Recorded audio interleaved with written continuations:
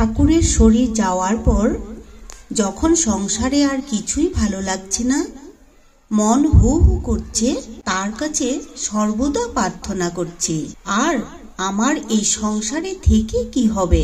সে সময় হঠাৎ দেখলাম লাল কাপড় পরা 10-12 বছরের একটি মেয়ে সামনে ঘুরে বেড়াচ্ছে।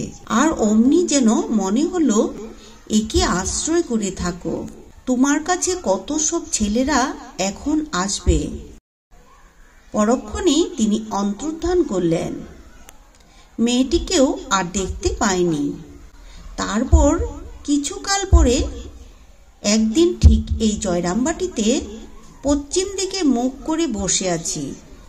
ছোট বউ তখন বদ্ধ পাগল, কতগুলো কাঁথা কাপড় বগলে করে টানতে টানতে ওই দিকে যাচ্ছে, আর রাধু হামা দিয়ে কাঁদতে কাঁদতে তার পেছনে পেছনে যাচ্ছে। তাই দেখে আমার বুকের ভিতরটা কেমন করে উঠল। ছুটে গিয়ে রাধুকে কুলে করে তুলে নিলাম। মনে হলো, একে আমি না দেখলে কে আর দেখবে। মা ওই পাগল এই মনে করে যেই ওকে কুলে তুলে নিয়েছি, অমনি ঠাকুরকে সামনে দেখলাম। তিনি বলছেন, এই সেই মেয়েটি, ওকে আশ্রয় করে থাকো, এটি যোগমায়া।